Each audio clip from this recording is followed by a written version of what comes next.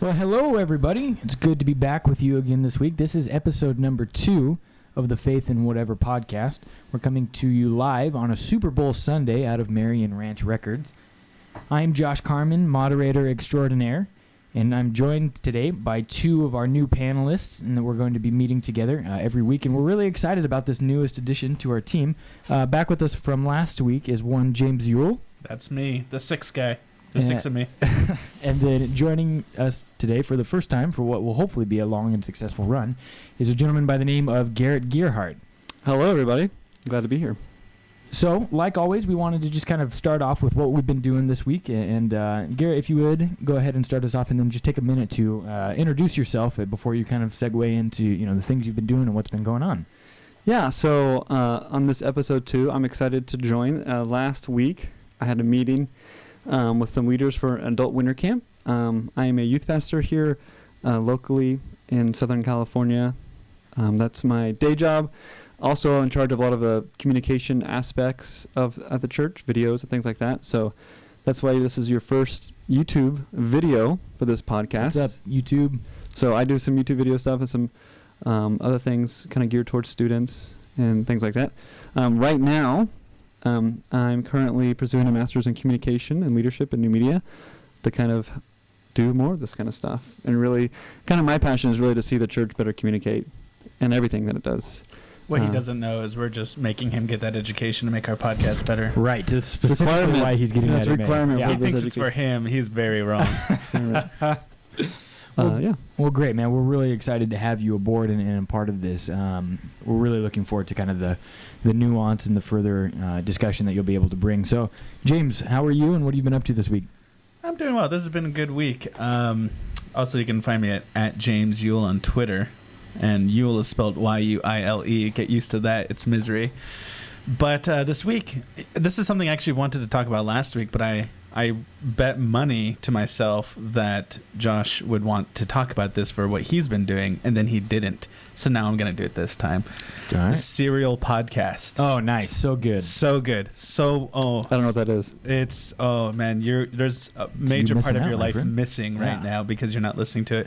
It's a podcast. It's only in its 2nd season. It goes by seasons, which I don't know how standard that is for podcasts. It's not conversational. It's ran by one very intelligent woman named Sarah Koenig, and she is an investigative journalist, or was. I'm not real. I know she still at least is. Was, but still is. And she, for season 1, which is the only season I've listened to, I'm waiting for season 2 to kind of get along a bit before I return.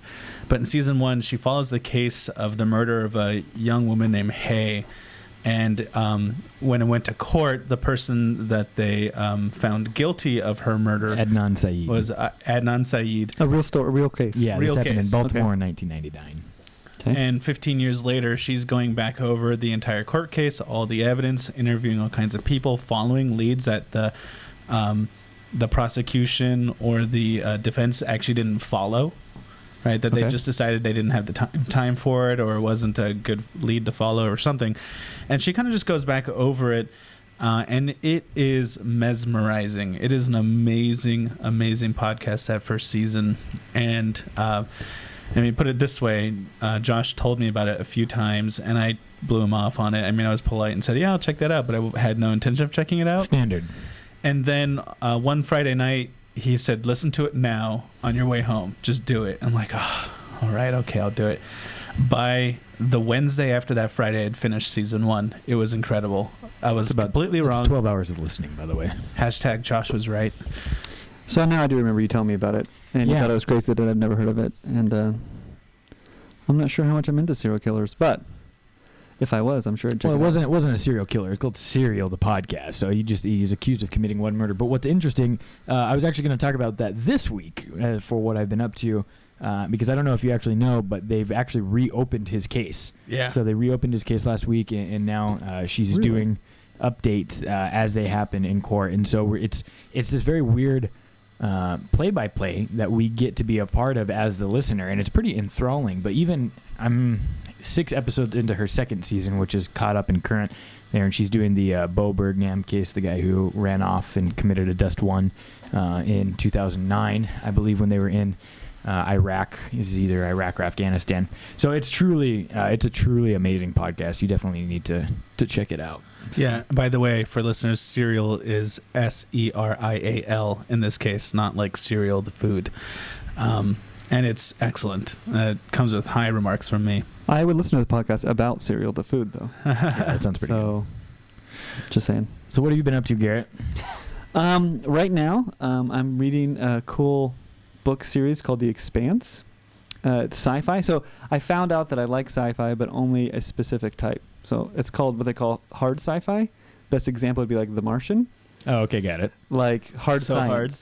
Yeah, it's super hardcore. No, like hard science. So like the opposite of hard sci-fi. I don't think it's soft sci-fi, but it would be something like Star Wars, gelatin. Where you have like gelatinous sci-fi. Yeah, it's really easy to get through. Something like lots of different alien species and whatever, just super fantastical. So I'm not super into that. Go ahead. Sorry. No, it's fine. So now that I found out that I like that, I've had a couple books in my queue, and then so there's one in my queue was called The Expanse. I can find the author, and so I was like, it was fairly interesting, but I wasn't super into it until I saw an ad watching commercials on TV for The Expanse Sci-Fi Channel TV show. So they just turned it into a TV show. Very nice. So I said, well, I better catch up on the book. So got the book, finished the first book, and just finished the last episode of the first season last week. Yeah, by James Corey. Book is great. TV show is pretty good. It's hard to do sci-fi really well on a kind of cable TV budget. I mean, you're right. It becomes trash very quickly in those cases. But this is not. I mean, this is probably the best on that channel. But I don't watch anything else on Sci-Fi, so I couldn't really tell you. But I don't know anybody who does actually. Sci-fi. Ever since Mystery Science Theater 3000 or whatever it was called, Mystery Theater 3000. What was that, Chris? Yeah, Mystery Science Theater. Yeah, Mystery Science Theater. That was the best show ever. That show was incredible. I used to watch some Sci-Fi Channel until they did a rendition of one of my favorite sci-fis called Dune. I loved those books. Read them all throughout high school and was completely obsessed. And then they did a Dune TV series, which was trying to make up for the strangeness of the movie from the 80s. And honestly, neither one is any good.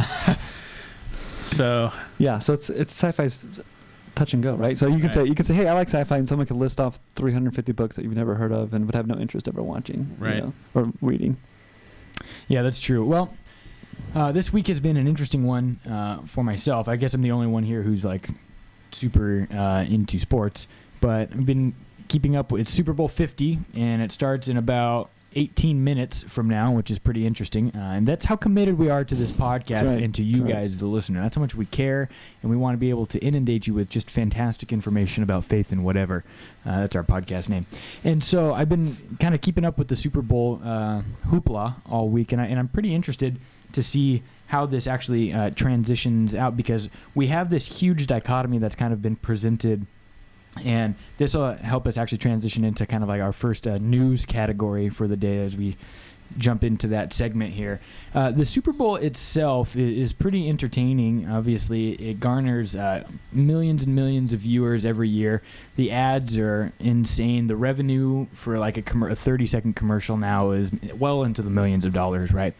And so what's special about this Super Bowl is this is Super Bowl 50, though. Okay, so it's been going on for over 50 years as of today. And the two teams that are at hand kind of present this, where they represent like this very obvious and hyper self-awareness of a transition that's happening not only in the game, in the sport, but also kind of in our culture a little bit. And so I wanted to just get some quick reactions for you guys. It's interesting to see that Cam Newton is the quarterback for the Carolina Panthers. This guy has been in the league for about 5 years. He's an incredible offensive force. He's like 6'4", 245 pounds, right? So he's just a monster of a quarterback. And then you have one Peyton Manning, who's kind of this a little bit more reserved. He's the guy who's in all the Papa John commercials, drives the mid-sized sedan, and everybody loves him, right? He's really popular with middle America kind of thing. And Colin Cowherd actually on his podcast or on his radio show on Fox Sports Radio talked about this interesting dichotomy that's being drawn by the media about these two players. So Cam kind of represents this new school, right? He's a very popular, very famous, very good-looking, handsome black guy, and he kind of doesn't sit well with some media people there because of like the way he dances or the way he celebrates, right? He's not very presidential, and that's kind of the way that they expect our quarterbacks to be, right? Is he the one who has dreads? No. See, I don't know anything about football. Yeah, that's okay. I've just seen one guy. That was a good guess, though. Dreads. I mean, that was your chances there were very good. He's the one with the fancy pants. Yeah. All right. Yeah, he was looking like he was on his way after the Super Bowl to defend his WWE title. His pants were just really bright and loud and very reminiscent of like Ric Flair in the 90s. And so or football players. And so Cam represents like this new school, this new generation where a little bit more emotion on the sleeve, loves to play the game, right? Very sensitive or very passionate there. And Cam is kind of polar in that Peyton is a little bit more reserved, a little bit more, kind of presidential, a little bit quieter, stoic, right? And so these kind of two sides have been painted for us by the media. And so I was curious to get your thoughts. This has actually kind of turned, and I've read in certain places where this has kind of turned into a race thing, right? Where there has been this kind of note or understanding of what Cam is and kind of who he is. And it's like, oh, well, if he was a little bit more reserved, we would like him more. And actually people are using this as an excuse not to like him there. And so my question was, that kind of comes out of this for just a quick reaction from you guys, is what do we do when we begin to see issues of race or kind of these types of very serious undergirding issues pop up in things that are not so serious? And not to say football is not serious, but there are certainly more important things in life than football. How do we address the symptoms that we see presenting themselves, right? And also still at the same time try and hit the heart of the issue there. And because I'm not going to say people who don't like Cam are racist, because that would be very hyper generalizing. Yeah, and it wouldn't be smart to say. But I have certainly read articles and seen where you kind of feel like there's a tinge of that being written about in the article. It's white discomfort. Yeah, and so how do we, and especially as white males and especially as pastors there, how do we help lead the charge to get through that and to help our congregants get through that and to help people see, that's just kind of silly. I mean, overall, there shouldn't be things that permeate our attitude. Yeah, and you kind of touched on this already, but to say it outright is it kind of degrades the more important issue, right? Like, we're having a really tough time with violence against, especially white violence against black people right now in this country. That's been in the news quite a bit the last year or so, and even involving police and what have you. Sure. And that's a real serious issue. And what happens when you bring that serious issue to something like the Super Bowl, I don't know, it could be me, it could be my sense of things is wrong, but I feel like it's like bringing it to the elementary schoolyard. It's like, this isn't where it's a problem, right?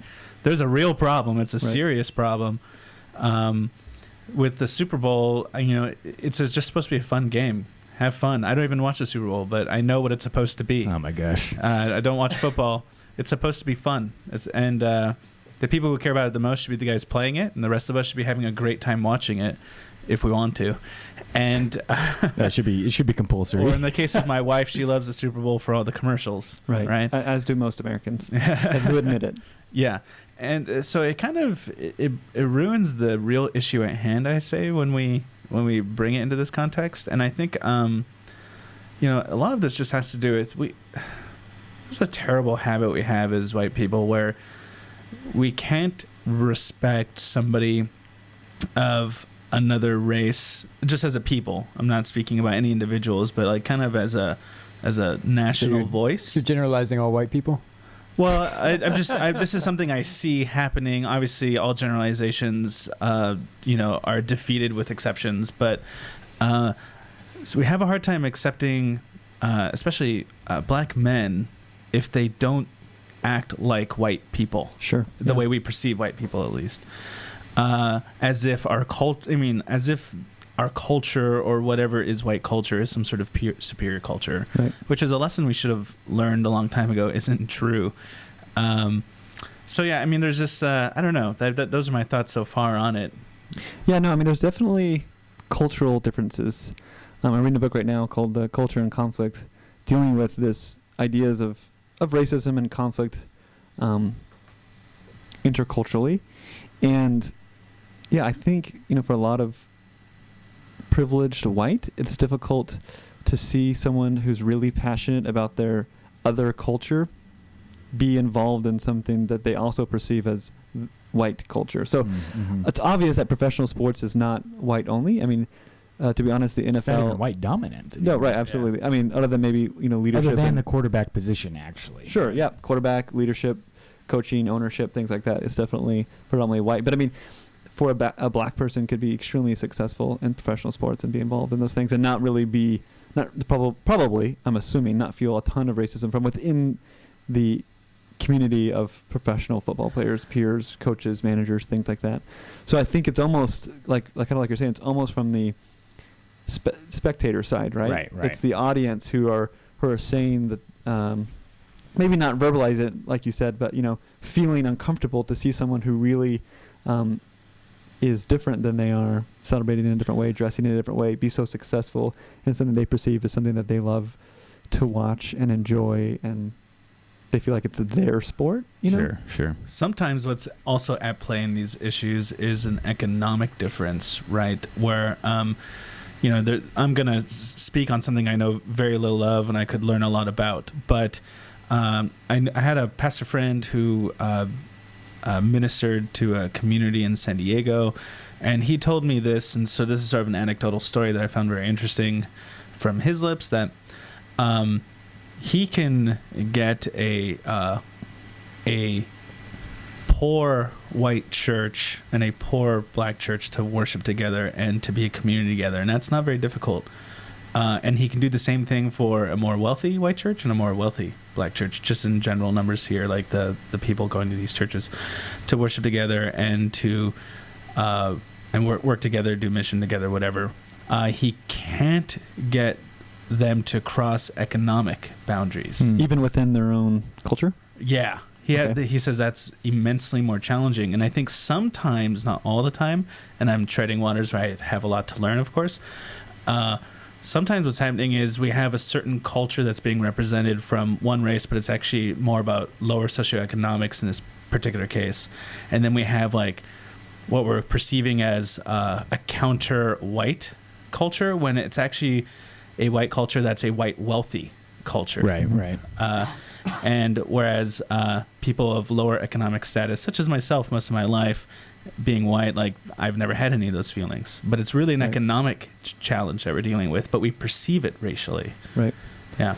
I mean, in the study of culture for many years, a lot of the theorists, a long time ago would say there is an ideal culture, like this high class, maybe white, predominantly white academic it's culture. Usually themselves. Yeah, is the one to strive to, and that they can study others and find differences.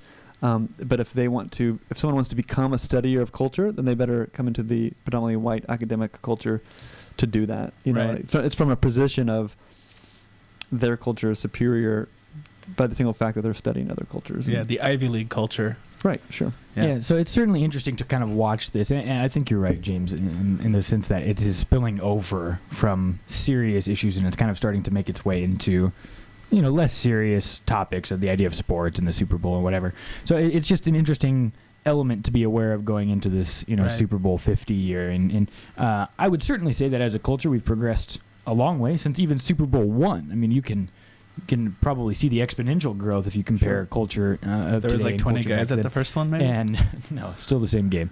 There's no 3-point line. And so that's basketball. I'm just kidding. So the idea, us. right. And so just something to be aware of there as we kind of watch and celebrate and enjoy, though most of you will probably hear this after the Super Bowl is over, but be aware of it for Super Bowl 51, which happens like 53 weeks from today. So moving straight along, keeping up with our fantastic experience that we get to see, Donald Trump has been nominated for the Nobel Peace Prize. Now, Okay. It's great for him. It feels like a Nobel Peace Prize committee got together and their sole goal was to be not taken seriously ever again. No. So anybody can be nominated. That's important. Tell us a little bit about how someone becomes nominated and who does the nominating. Yeah, tell us about the article, the title, and the author. Yeah, so the article is from foxbusiness.com.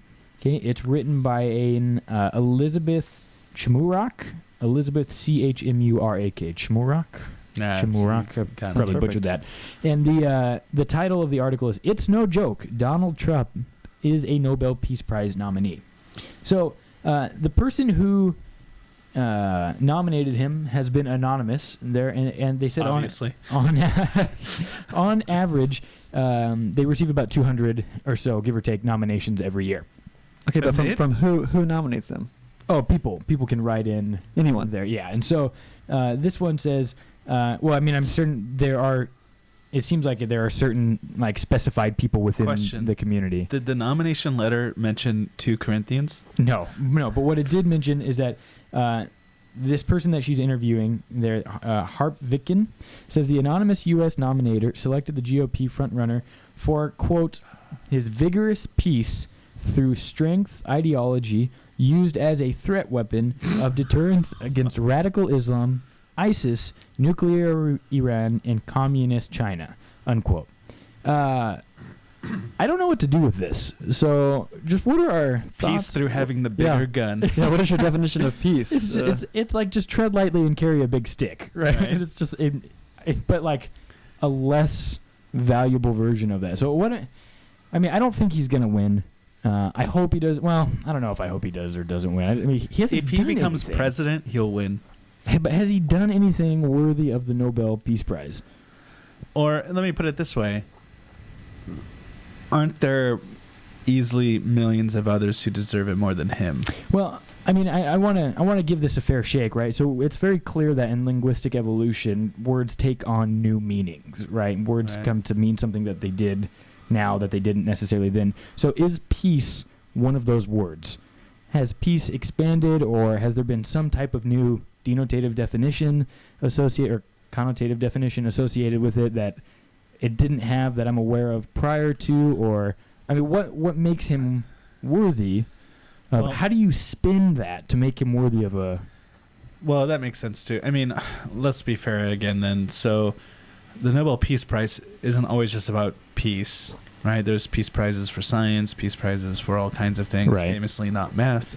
They're Nobel Prizes. They're not peace prizes. They're not peace prizes, so I've been corrected. Okay, so this is for the Peace Prize. It's not a Nobel Prize. Right. It is, but specifically in the category of peace. His vigorous peace through strength ideology. What is that like? Yeah, I don't know. Ascertaining peace by like forcibly putting people into peace? And calling them beautiful. So, I mean, I think power can bring about peace in some kind of twisted sense of the word, right? It's almost like the Empire. Well, right. It's almost super peaceful. It's almost like the, I don't know, the 13th century like villager who says, it's kind of better when the kings come in and take over all this land and then let us live in peace than constantly be at war, right? I'm not saying that's what he's doing, but I'm saying... I don't know any 13th century villagers. I don't... Well, I'm assuming they would like that. Some of them would, right? It's like times were better when Alexander the Great, according to some people, took over their country and then gave them all these things, even though they killed millions of people to do that. So power can bring about peace if your definition of peace is exclusively just no fighting and no war. Yeah, I mean, because peace isn't the same thing as autonomy, right? Right. And you might actually want autonomy when you're saying peace, but or you might not. If all you want to do is just be fed, and I mean, I would hope that you would. I guess that's in our white privilege perspective that you want freedom and you want to, check your privilege, bro. Okay, again, peace through strength ideology, lastly, used as a threat weapon. I mean, it just sounds like there's so much linguistic gymnastics taking place in order to fit this guy into the bill. Am I the only one who thinks super uncomfortable by this, or just... It's pretty nonsense. Okay, so it's just nonsensical, like I'm just wasting my energy getting riled up over something like this.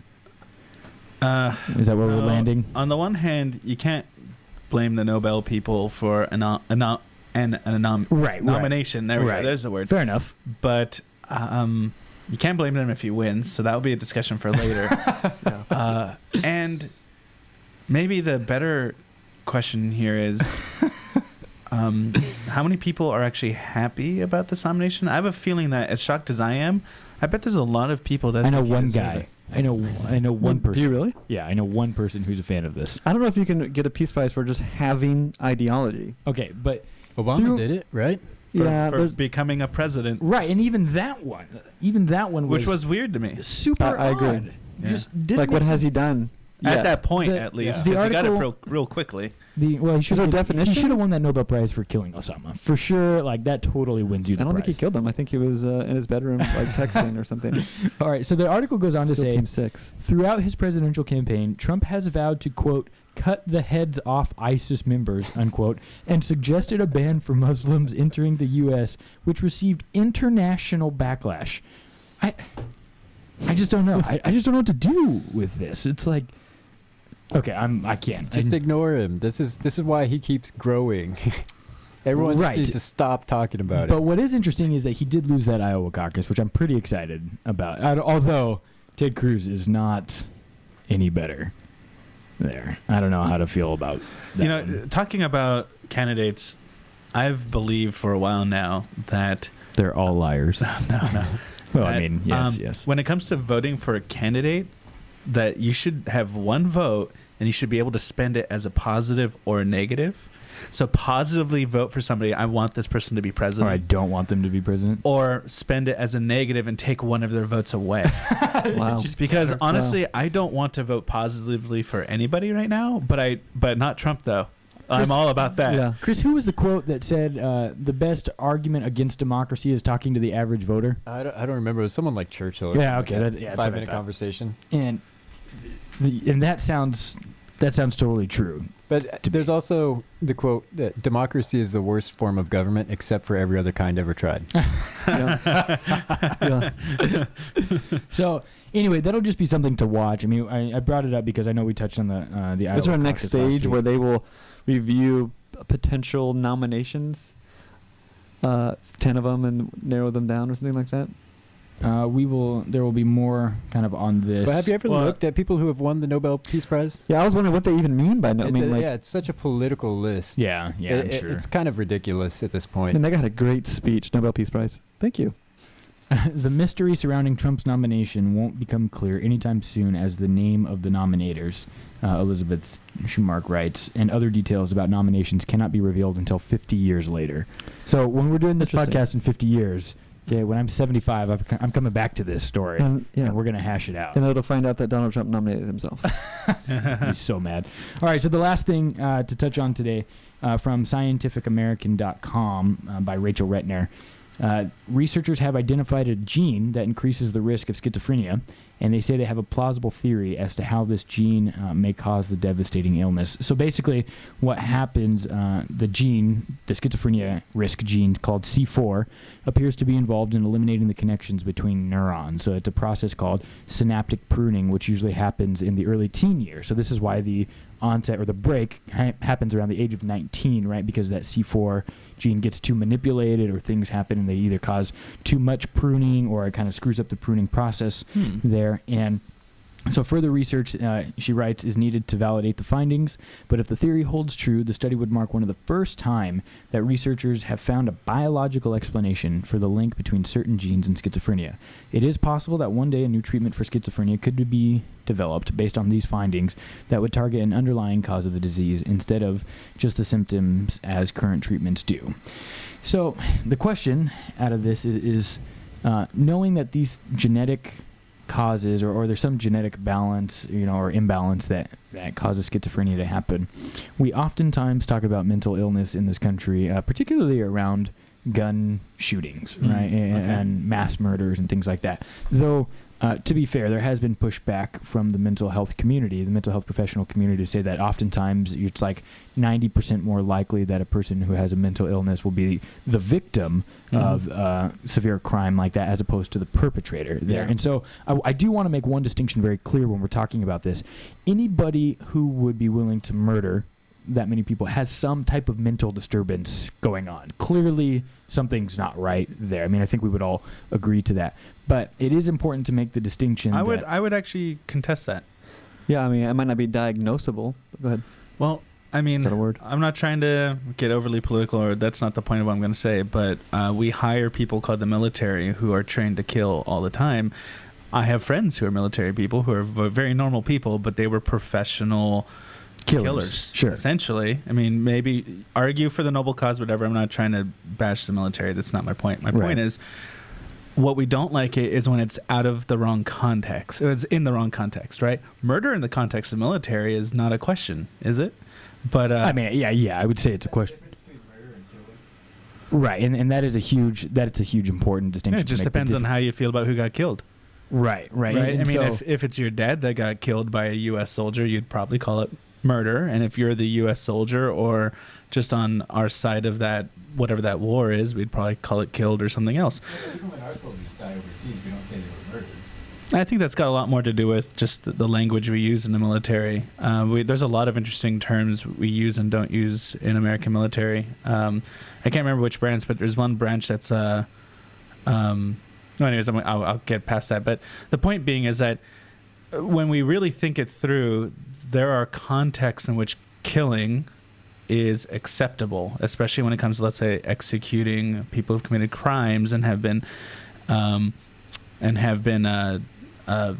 found guilty of those crimes, and they go to be punished for those crimes years later. Somebody's got to essentially pull the trigger on however they're going to execute them, either with chemical or some other means. We see context for killing as appropriate in some places, and we see those people as not mentally deranged. We only see them as there being a problem, possibly, when it's out of our societal context. And I think really the issue that we're talking about here, we would all agree on, is out of the proper societal context that we have constructed. Whether you agree with or disagree is irrelevant to the point of at least this story in particular, right? Because but that's the point, is societal constructs can't help us determine mental illness, right?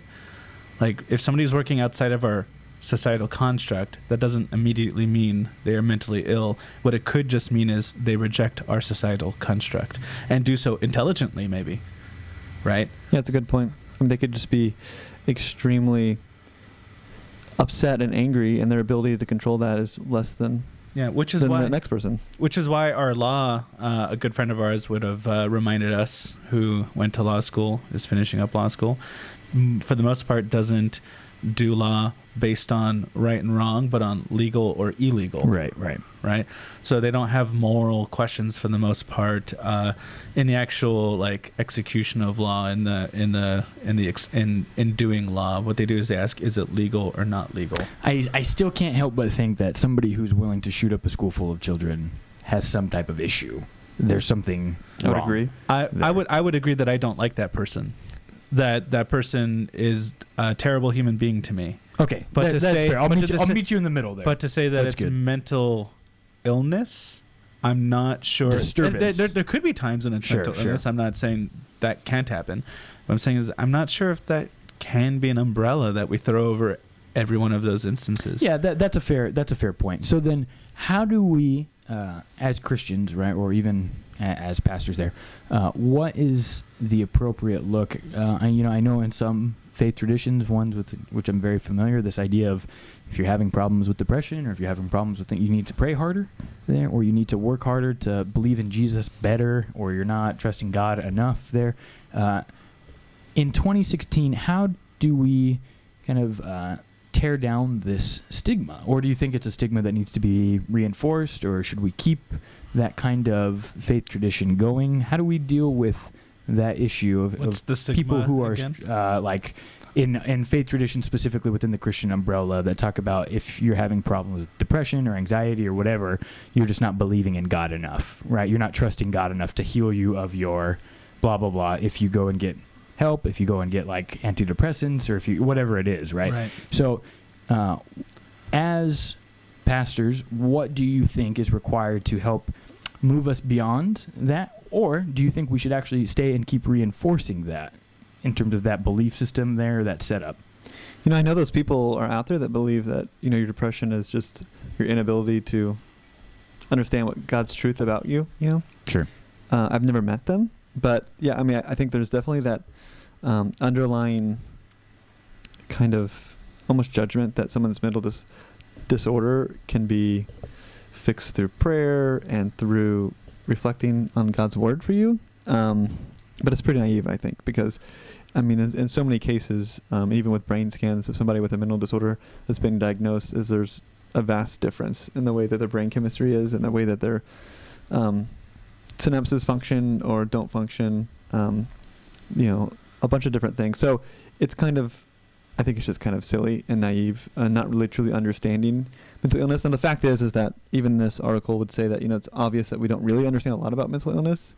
But what's been pretty standard for probably 30, 40 years is that it's definitely something is definitely wrong with you physiologically to make these things happen. So, we don't necessarily tell people who has a compound fracture in their bone sticking out of their arm that pain that you experience, you should just pray more and God will probably take that away. Right, because I think sometimes when there's when a person is accusing another person's depression as a spiritual matter, they're also treating depression as purely also a spiritual matter. And what we need to remind people is mental illnesses, mental deficiencies, just mental challenges, mental anything are physiological problems. It's got to do with what's happening in the brain and maybe other parts of the body too.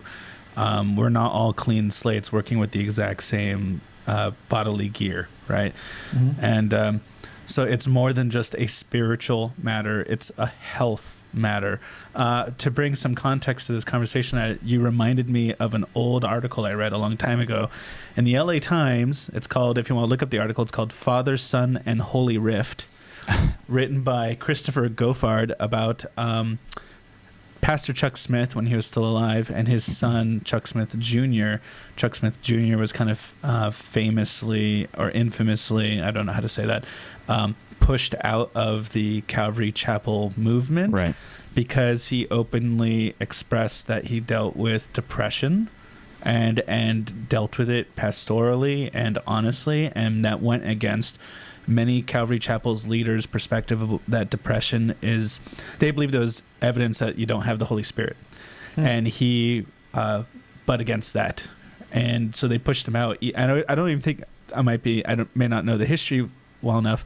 I don't even think his father, Chuck Smith Sr., had a problem with it, or at least he didn't express too much of a problem with it.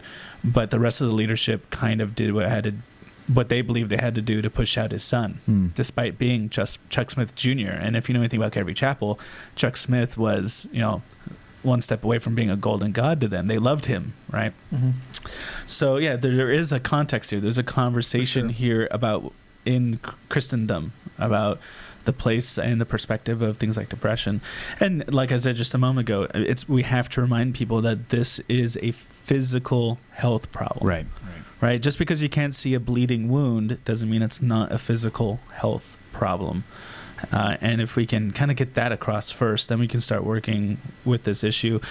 And people who want to go to the Bible about like the power of the Holy Spirit for the community, there's I'm teaching through Acts right now in another context, and we just happened to go over this passage, so it was on my mind. It happens late into Acts chapter 4 in a summary statement. It says in quick here, "Now the whole group," that's referring to the early church, "of those who believed were of one heart and soul, and no one claimed private ownership over any possessions, but everything they owned was held in common. With great power the apostles gave their testimony to the resurrection of the Lord Jesus, and great grace was upon them all. There was not a needy person among them, for as many as owned lands or houses sold them and brought the proceeds of what was sold. They laid it at the apostles' feet, and it was distributed to each as any had need." And then it continues on. And what I just read was Acts 4, verses 32 through 35. And here's what you need to know about the Greek text here.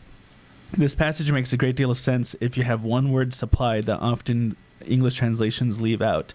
And that's at the beginning of verse 34. There should be the word for, F-O-R, meaning like because. It's there in Greek. It's the word gar, right? Gar is the first word you learn when you learn New Testament Greek. Usually gar sounds like, pirate talk.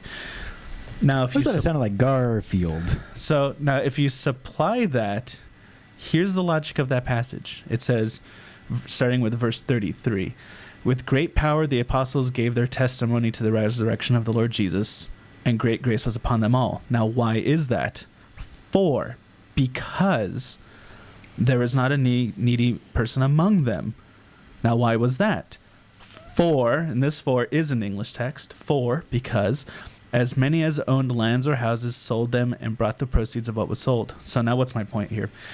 If you follow the logic in the other direction, but still the logic of the text, people did what it took to address the physical and health and needs of the people in the church. Right. And because those needs were met, that's what gives the apostles their power in preaching.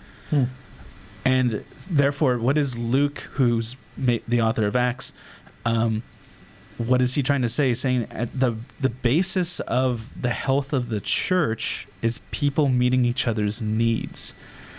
So when it comes to with like matters of like depression, this is another physical need that needs to be met. And if we're going to have power in that conversation, we need to begin by first addressing the physical need of it. Then we can move beyond that to the spiritual power. Yeah, that's very holistic of you, having a holistic approach.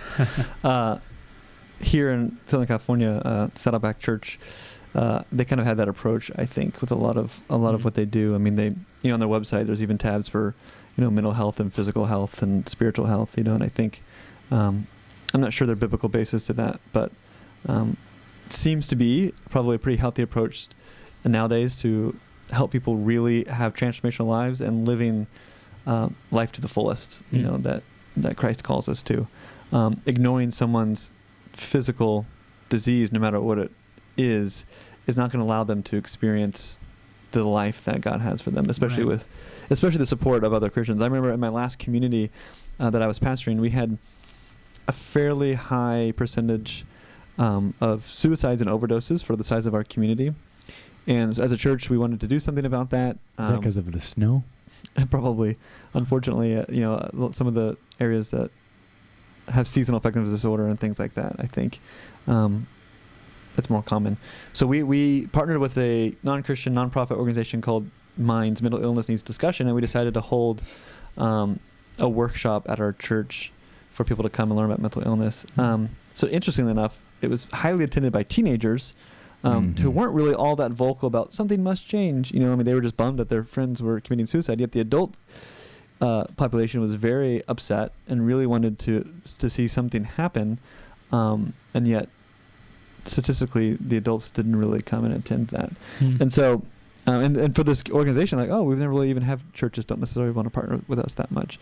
So we offer it, and then it's not necessarily that attended. So I still think it's something that's not easy for the average person and Christian to really grasp how that fits within their faith, especially if they don't deal or suffer with that. Yeah, and I guess moving on quickly to kind of get to our other stuff that we want to talk about today.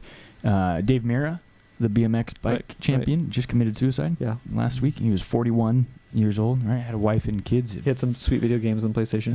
And I mean, I just remember, those were kind of hallmark games of our youth there, that and the Tony Hawk Pro Skater series. And so it's just an interesting thought, right? This is I really do feel genuinely like this will be an issue that defines the church in our generation, in our era as pastors, as people, as human beings, right? How well the church handles and rallies around this will be a huge indicator of if we have another fiasco in the way that the church has treated homosexuals for the last 30 years, or we're able to kind of learn from that just awful mistake and then, be able to do something better about it this time. Right. So we'll go ahead and we'll transition now. James, you are on the religion topic. So what do you got for us today?